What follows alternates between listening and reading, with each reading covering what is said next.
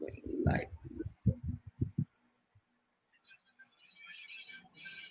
Welcome to another episode of Why I Do What I Do. Hello, friends. Thank you so much for tuning into 1 Minute Motivation community page. My name is Asi, and I'm the founder of 1 Minute Motivation community. As a community, our objective is to introduce people and their ideas and experiences that will practically help you to take action to change your life in a better way. So we want to help you to help yourself. Today's guest is a very close friend of mine, and I met her through another community called Toastmasters. Let me share why I decided to bring her today to speak to you. So, friends, in my circle, in my tribe, she is the youngest person whom I know who achieved her passion and living the passion at the same time. Some of us, we take long years to find our passion.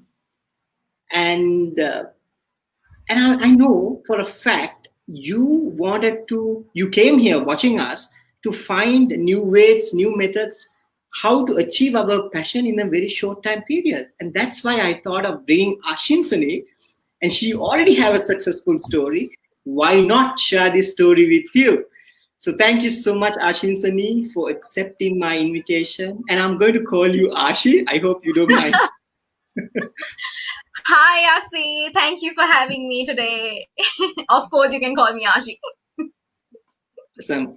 Thank you so much. I know you have a very busy schedule, but accepting my invitation, sharing your knowledge, I really appreciate. It's a treat for me. So Pleasure is all mine. let's dig down into our questions. So my first question is, now following your dream, pursuing your passion is something many of us wanted to do, right? And when you take the character of Ashinsanie, you are a TV presenter, award-winning public speaker, professional computer, voice artist, and you do many things. And out of these four things, what do you like the most, or do you share a similar desire for all these? Yeah, see, when you actually, thank you for giving me the option of answering whether I share a similar desire for all of these. I think that is the answer. I do share a similar interest in all of these categories because when you just take all my roles as an individual, being a news anchor, TV presenter, and a compere, and also being a public speaker, these roles are different from one another. It differs, right?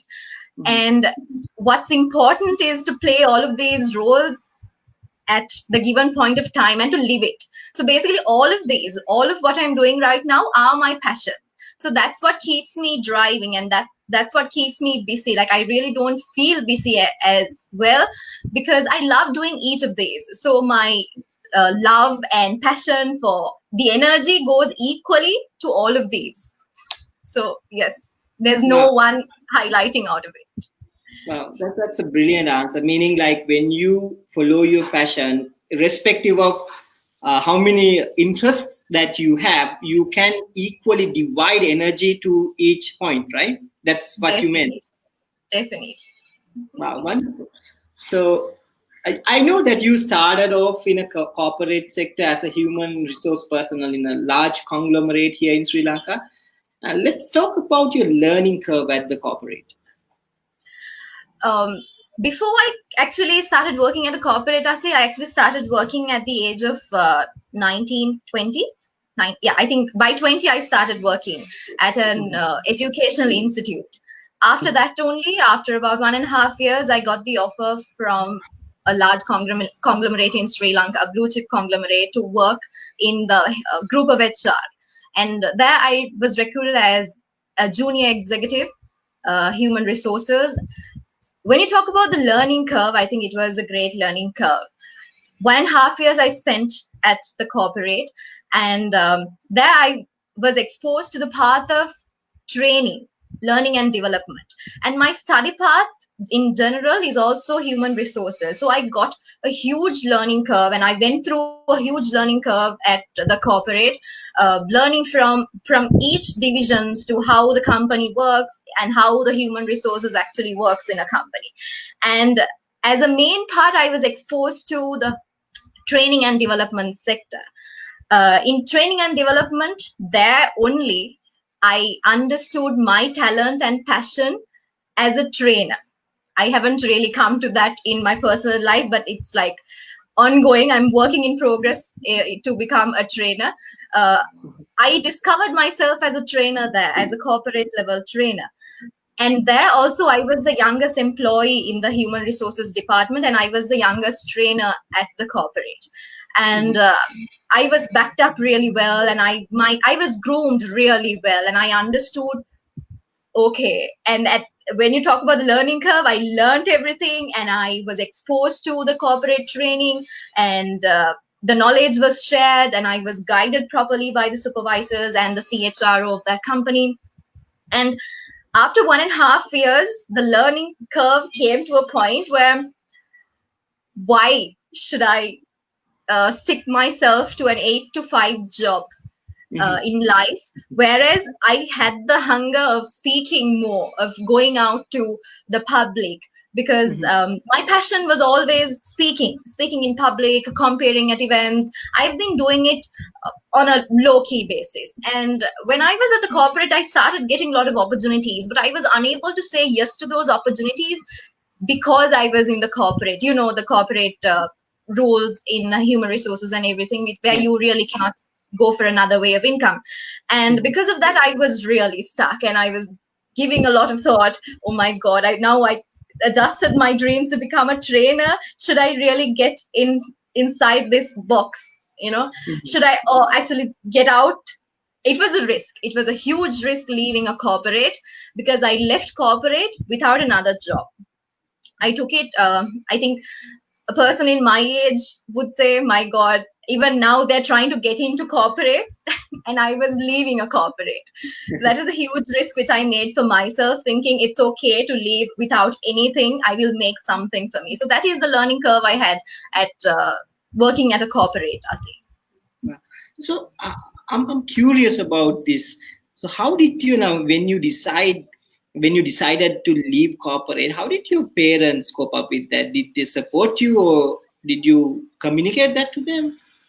Yeah, that was a huge risk again, because like I told you, a lot of people of my age are struggling to get into good corporates and work. They're Mhm. trying to get their names up, whereas my hunger was to leave the corporate life just because I wanted to do something extra. I wanted to go beyond the limits. And my parents, talking about my parents, they're really supportive. My mother, my father, and my brother, since small days, I'm not a person who can, be like brought up with rules. I will always break the rules. so, so whenever it came to boundaries, my parents are like really supportive. They would say, "You think a lot and make a decision." And in this decision making process, I had a mentor with me always, where I would go to and ask, "This is my life. I don't know what to do." And he would always guide me. "Okay, what do you want to do? Are you happy right now? Mhm. Just think, and if you're not happy, make the decision. It's always worth the risk." And everyone was supportive. Of course, the society wasn't, because everybody says, a girl can't do things alone, and why do you want to just depend on an event's life? Being a Compere, an independent woman concept is not really taken seriously still in Sri Lanka, I would say. Mhm. So I had a lot of challenges in the society, but family and my mentor, to very close friends, and you also, have been very helpful in all of this, Asi. Uh, I mean, what I learned from your discussion, from this point rather, is don't be afraid to take risks, and obviously you need to have a mentor who will guide you in the process, right? That's very important. Amazing. So, third question is, Ashi. Now, if you look back in your career, or look back in your life, so what are the three turning points that you can highlight? Three Hmm. key turning points that you can remember. Yeah. I think life always takes turning points. I would say every year or every now and then, right?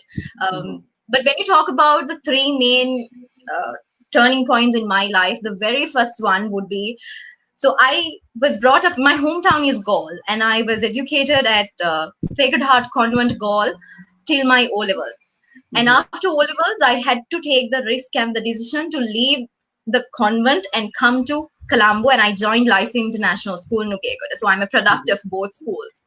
Mhm. So that shifting to Colombo, leaving Sacred Heart Convent and coming to Lyceum International School, Nugegode, was the biggest turning point in my life. If I didn't take that decision that day, which I was reluctant to, I would say it was my mother. Ammi was always supportive. Ammi was the one who pushed me, saying, "Do you think it's you still have to be in this school?" Because there were a lot of background stories. I think due to the time limitations, I don't want to go into detail, but it was a school I never wanted to leave, Asi, because when you're in a school, you're just excited, you just love your school, you just want to do a lot of things to the school. But it came to a point where even I didn't deserve to be in that school, and the school also didn't deserve me. And it was my mother who told me, make a decision, let's go on.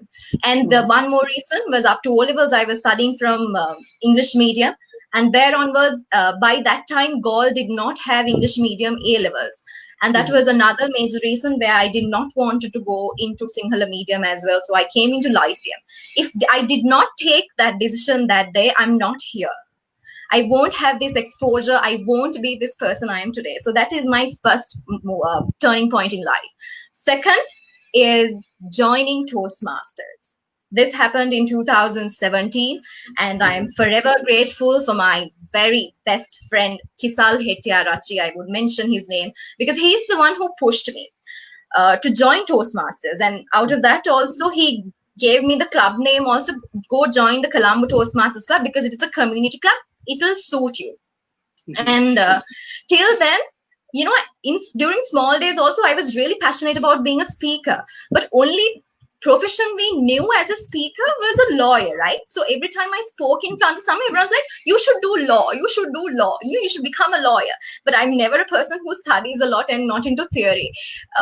So while I was working at this institute, my friend Kisal only told me, "Ashi, you have a lot of passions. This will really help you." And I joined Toastmasters, Yeah. and again, not knowing what that is. I joined only for networking because I wanted to start myself as a compere. And Kisal was like, "This would really help you because there's a lot of network in this." Mhm. And once I Mhm. joined Toastmasters, I realized this is much more than networking. There's speaking. And then I set my path of becoming a public speaker, and I'm still in that path. Lot more to go on. So that's the second turning point in my life. Mhm. Third is definitely leaving corporate life, leaving the 8 to 5 fixed hour jobs, and leaving corporate life is the next one. Like I explained before, it was a huge risk, but I made that. I left corporate last year, 2019 March, and within few months of time, I became, I don't know whom I became, but I am here today because I made all of those decisions. So those are the three main turning points in my life. As Amazing, amazing story, and something that I really relate also, Ashi, that I have taken the decision also to connect with Toastmasters. It's a really good community to build yourself, and yes. I can relate that too. That's amazing. So something really interesting is that you are a nominee among the top three English television newsreaders here in Sri Lanka, and it's a huge achievement within a very short time period of uh, how do you how do you define yourself right now? How do, let me ask a correct question. How do you see yourself right now with all these achievements? um, I would actually take that one question. I would divide it into two, Asi.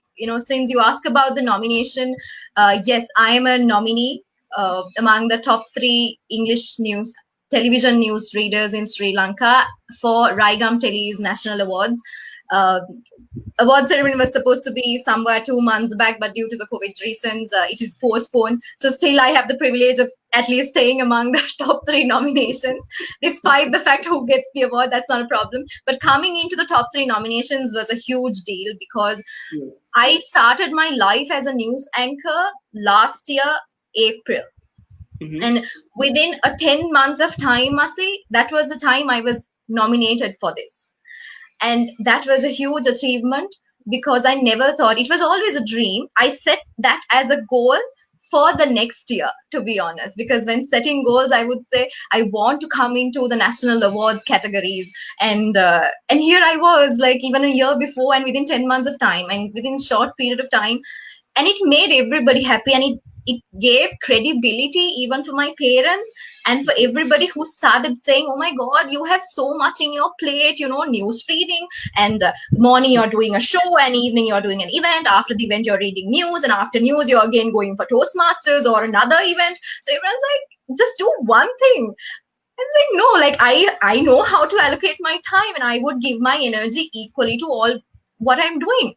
And Yeah. when I was nominated for this, I was personally happy, and I'm really humble to say that, because I took a huge risk, right? Leaving a corporate and coming into the news, like media industry as well. So that gave a lot of credibility for my parents also to say, yes, she is someone, she is in the right path, right? So, and I would like to make a note that, because a newsreader dream was my mummy's, actually, not mine. Small days itself, for elocution festivals, I was put on as, news reading, like, examinations. And she used to say, I want to see you as a newsreader in future. And that was Ammi's dream more than mine. And it actually came true for both of us. So it was great. So that is a milestone which I achieved. And coming into the second part of the question, in defining myself, I would say, I won't call myself as a person who is successful already, but yes, we are all in the path of success, right? Mhm. um, and success is not a destination, it is a Mhm. journey. And if once you set yourself goals, and once you achieve them, that doesn't become a destination. I think you would definitely agree with me on this, because once we get there, we get another dream, we set another goal, and it's a journey, and we just keep passing the milestones in this path. Mhm. So in defining myself, I would define me as a girl, who is passionate about everything she does, and who takes risks and goes out of the way, and is in hunger to achieve dreams. I would just define me in such a way, as a girl who is in her hunger, who's hungry to achieve the dreams and move forward. Beautiful. I really love the last statement. Having an hunger to achieve dreams. That's beautiful. That's you. Amazing.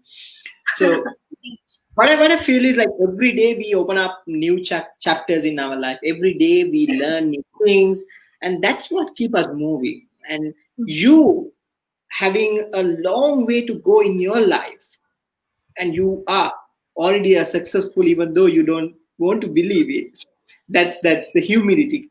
Humility comes actually in you, being humble enough to accept that you have a long way to go and to achieve more in your life.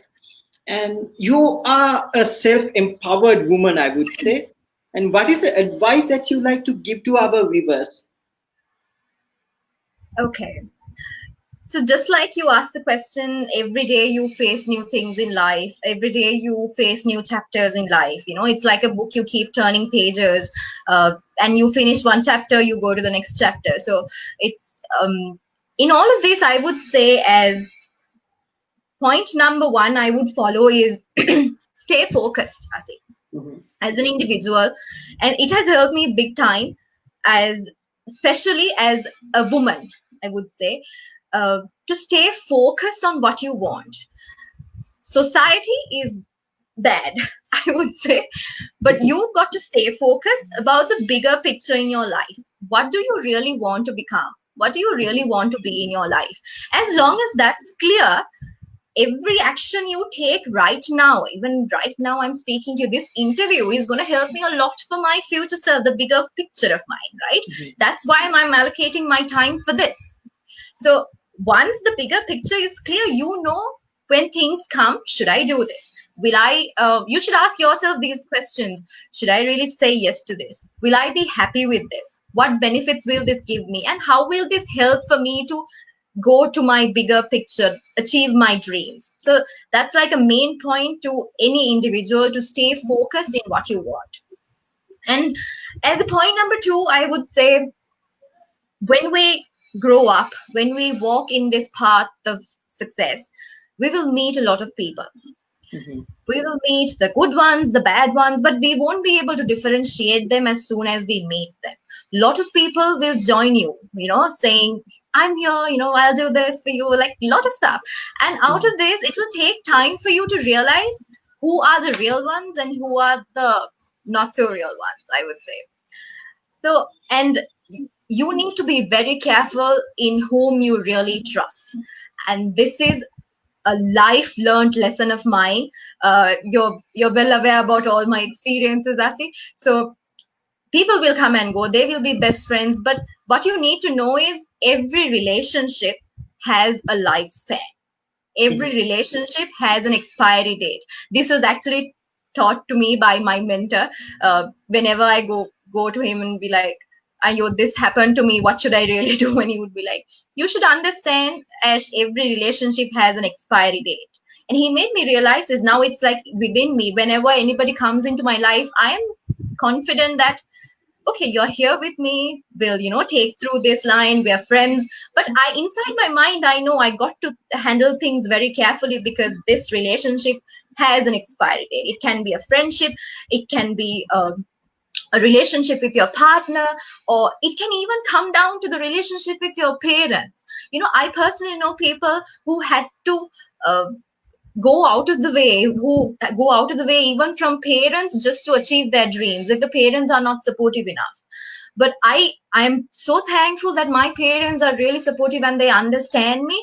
Because of that, I know they're with me always, and I don't have that risk to think, oh my god, will my parents really support in this? No, I'm not afraid to come home and tell Ammi, this happened, what should I do, right? So these people, making note of each individual who enters your life is very important, and keeping your circle small, right? Because despite you might have people whom you cannot trust, but within all of these, you should have a very close circle with whom you can share anything. It can be only one person, or it can be two people. Limit it to like certain people. And for me, it's definitely my mother, whom I always come and I want to share everything with her.